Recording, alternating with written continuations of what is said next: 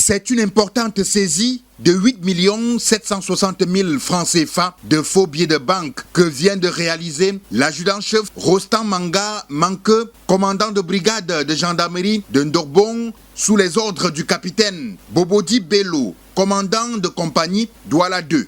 Les faussaires sont ces trois messieurs: Corneille Nognon, âgé de 46 ans, Blaise Nguebe, 39 ans, Eric Koum Biami, âgé de 46 ans. Après fabrication des faux billets, ils les écoulent entre Bonabéry et Bonamoussadi. Ils ont été interpellés par les fins limiers de la gendarmerie et le corps du délit retrouvé.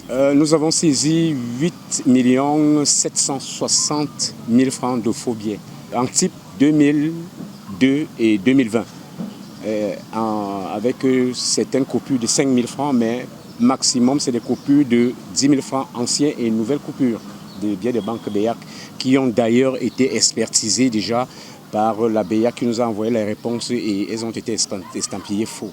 L'exploitation des faussaires conduit les gendarmes à la saisie des produits mystiques utilisés par les présumés trafiquants pour inoptiser leurs victimes afin d'accomplir leur sale besogne, ainsi que le matériel pour la fabrication de la fausse monnaie. Nous avons retrouvé des substances qui utilisent, parce que c'est un fait qu'il faut signaler, n'est pas seulement pour le trafic des faux billets, mais aussi c'est pour des produits inoptisants afin de pouvoir captiver des personnalités dans les taxis. C'est pour cette raison que nous avons conduit cela avec une bonne saisie, une quantité importante des formats, les formats spéciaux adaptés pour la fabrication et la contrefaçon de ces billets de banque. Une opération de lutte contre le trafic de la fausse monnaie réussie grâce à l'efficacité des éléments de la gendarmerie nationale et la collaboration des populations. La gendarmerie appelle à la population à plus de vigilance, que ce soit dans les transports, que ce soit dans les débits de boissons, que ce soit dans les commerces.